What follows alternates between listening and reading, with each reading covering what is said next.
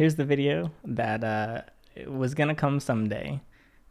Stan, my bearded dragon, passed away in late 2021, and I had to tell you eventually. I haven't made a. So my boa constrictor Rosie died last year as well, which, if you don't know, she was 20 something, 23, and I made a video for her. It's called Rosie the Boa Constrictor, and I didn't like talking it because I just wasn't really comfortable, but I don't think it would be fair to do that with Stan, the boy that we know about. I'm not saying that Rosie is less valuable than Stan. It's simply that Stan is kind of a bigger part of the channel because he was in pretty much every video because he was behind me and stuff. So now I think he was an animal that we all kind of hoped would be immortal, and at a certain point I was convinced he was immortal. So I'll give it just a short bit of background, but if you want to actually learn about Stan, there's a playlist in the description where you can watch every video that Stan is a primary star in, basically. So I made a video on January 22nd, 2019, so almost 3 years ago. He wasn't a personal pet I was going to keep. He's one that simply came in. At the time, we were doing some shows at Repticon, just a reptile expo, and someone contacted us and said that they needed to rehome their bearded dragon, and it was Stan. And so we said, hey, you can just meet us at the show. Now, I didn't actually meet the person giving them to me. I was the one, I ran the booth, and my friend went to the parking lot because you have to pay to get into the expo, and picked up Stan and brought him in, and instantly I knew that he would be a really fun character for videos, even though I wasn't going to keep him personally. So I posted this first video. I talked about his background. The main stuff was he was living off of pellets, which isn't great, and the only thing that I could get him to eat was tomatoes, which I just thought was really funny because I tried every fruit and vegetable that was basically safe for dragons, and tomatoes, you could argue, are like the least healthy that you could technically still give them, and it's the one thing he would eat.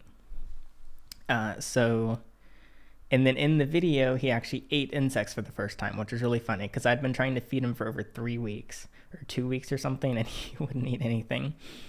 So yeah, and I talked about him and stuff, and I basically, at this point, I had no idea how long he would survive. At the time, he was, as far as I knew, 10 years old, which seemed accurate, but it was very impressive how healthy he still was. I mean, he had loose skin, he wasn't that fast, and of course, notoriously, he would bob his head at everything. People thought it was just his reflection, but I covered the sides of his enclosure. I would put him in just like a dark room. There could be nothing else in the room, and he would still just bob his head at whatever. So, yeah, was he speaking with demons? Was he just a little insane? Was he in pain? Possibly. I was curious, but over time, he really seemed to be as healthy as he could, and he was just going to stick around. So eventually we found him a home to go to somewhere in New England. I don't remember exactly. And then I was like, you know what? I can't get rid of Stan. I'm going to have to keep him. And I did. So sadly, the person never got him. They were prepared and they were looking forward to him. But although I felt a little bad, I was like, you know what? I'm going to regret getting rid of Stan. Eventually, I did a 1-year update on Stan, and I was honestly surprised he was not only still around, but so energetic. He had so much energy, and he didn't have a problem with people. He did not like being handled. He'd get really upset. He never bit me at all, but he would kind of act like he was like, I'm going to bite you if you keep handling me. So even in videos where he was like sitting, I rarely picked him up. I would really only pick him up to move him around because he just wasn't a fan, and I didn't want to add the extra stress, even though he seemed like the king of tolerating any amount of stress. And throughout the few years, he got super, almost what seemed to be sick and unhealthy, but not sick in a way like, oh, he has an RI or he has a virus or bacteria or something. He would literally just get extremely sluggish, and he would lose a ton of weight. And so every single time I was like, the first time I was like, well, I guess he's reached the end of his full lifespan. And every single time he would suddenly just gain a bunch of weight and get a bunch of energy back. And this happened over a dozen times in the 3 year. It would be every couple months, literally. He would stop eating, lose all this weight, become really sluggish, and then just come back up and he'd be fine for another 3 or 4 months. And that would last like a week or two each time. Ultimately, I feel like I really refined his enclosure, and I showed his enclosure. I mean, he was in the background of lots of videos, and there were lots of people that didn't like the setup, mostly people that didn't know much about Stan, and people that did know about him but thought that he should have more. But yeah, I really felt like I refined the setup and made it as like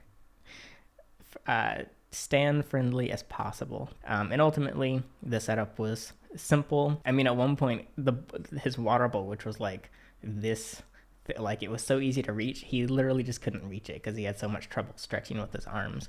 However, Stan proved many things wrong to me of what I previously believed, one of which was that metabolic bone disease cannot get better. I always thought that once a reptile had solidified its bones and its joints in place because of lack of calcium or nutrients or UVB, I thought that was it and that they were stuck like that. But Stan had so much improvement over time, simply having UVB and a varied diet. It was still very hard to get him to eat things. Most of the time, he would just want tomatoes.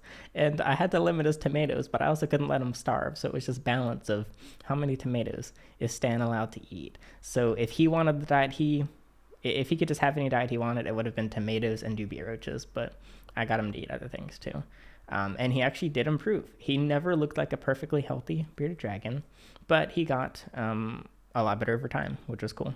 Yeah, so the last video that I featured Stan in was May of 2021, and it was the 2-year update of having him. So yeah, it was kind of late, I guess, actually. And you can see in the video, he still looks almost better than he did. So he was 12 in this video, 10 in the first video, and he looked better at age 12, which was pretty crazy. And he still had that energy. Actually, I guess the last video he was in was the unboxing video. Let me see. I think it was the unboxing episode 6, where he was sitting on the back shelf. And at this point, I knew he was in kind of one of his sluggish points of having less energy and stuff. I can't even find the video. Hold on. Oh, here it is, May 27th. So that was actually a similar time. So yeah, during the summer, he kept just doing his thing. I mean, I'm comfortable not checking on animals for a couple days, but Stan was the one that I would check on every night before I go to bed, make sure he can access his water, because one time he was no longer able to access it, so that kind of made me anxious. So yeah, it was every day, once or twice a day, I was making sure that he was good, and watching his health, and it was slow. He was slowly slowing down, but again, he would go back up and go back down. And then one day I gave him water at night. He was asleep. And I woke up and he was in the exact same position, and he had died at some point in that night. So, yeah. The nice thing is, a thing people ask, what do you do with a pet reptile when it dies? You can get it cremated at a pet crematorium, just like any other animal. It's like $50 to $100 most likely, from what I've seen. If you don't want the body, if you're not interested in that sort of thing, you can simply have it disposed. You can bring it to a veterinarian. They can do a safe biohazard disposal. Or I'm actually I'm happy when he died. I'm happy he didn't die sooner, because I have my own property now and I got to bury him. I'm switching to audio only. I'm comfortable on camera. I'm just not quite this comfortable on camera. So yeah, I picked out a spot for him. Right now, it's just marked with a couple bricks, just so I don't lose this. I don't think I'll lose the spot, but I have that spot, and I'll get something like made to put there. Oh, also, I have so what we used to do when we would take in Emerald Scales animals, every single animal had their own Google Doc, and it was like I'm sure it has a name, just a document to keep up with every single animal. We would literally weigh every single animal. They each had a serial number. We'd have the date that they were obtained and listed and sold. So I came across Stan's. He was animal number 70, obtained January 1st, 2019. Oh, I didn't realize that. We got him. I'm filming this on the 2nd of January. We actually got him yesterday, 3 years ago. And the only note I have of Stan is where he weighed 344 grams. He was eating dubias and veggies, and under the notes it says diarrhea. And that's the only note I ever took of Stan. We fell behind on taking notes on each animal. I just thought it was funny that the only thing I ever wrote about Stan was that he had diarrhea. When it comes to attachment with animals, it of course it varies animal to animal. I mean, there's animals that just, honestly, I didn't have any emotional attachment to whatsoever. It would come in, I'd be like, all right, another leopard gecko. I set it up, I take pictures, I wait, and I find a home for it, and I ship it off with no second thoughts.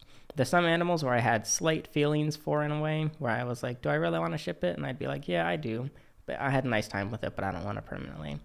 And I think it's pretty random. I think how anyone becomes attached or not attached to certain animals. And I honestly became more attached to Stan than any animal that I actually purchased for myself in the past. So yeah, he was number one. He was top of the list. I think partially just because he became so incorporated with the brand, because the brand is me. I mean, it's a personal brand, and everything on GoHerping is everything that I do. And most businesses, they have a face or a spokesperson and different mascots. And I feel like I'm the face and Stan was the mascot. That's not to say he isn't the mascot now just because he's not alive, but obviously I can't exactly show him in videos now. But over time, unsurprisingly, I became personally attached to him, not just from a brand side. And finding that he had died was a lot more upsetting than I expected. So that's why I waited to collect myself. It's funny how you feel absolutely no sadness. Like, I was in a great mood today. I was fine. And I guess that's just how it works. I start talking about Stan and no, I'm not as happy, but of course I had to share it with you and the channel eventually. And I'll be honest, I was dreading it a little bit, but we're here and I'm doing it. I'm not going to do another take because I don't want to have to talk about this a second time. On another note, making plushies is something that I've been super excited and passionate about. And the first one's doing quite well. So I really wanted, before Stan died, I knew I was going to do a Stan plushie, and then he was going to be one of the first ones. I still want to, and I still will. It would just be kind of weird to profit that money. So I'll do something else with the money. I don't know. I'll keep you updated. Same with the ads on this video. I'll probably put the money for this video towards making the plushies, and then we'll take the profit from the plushies and do something interesting with it. So I'll keep you updated there. So that's your boy, Stan the Bearded Dragon. Had him for just under 3 years, and he survived from 12 to 13. He did not ever know that any of you existed, but that's one of the great things about videos. They'll be there forever. I'll be selling Stan's videos as NFTs. Not really. That'd be kind of funny. And yeah, you can go watch the videos if you like. But that's that. But that's the video. And thanks for watching.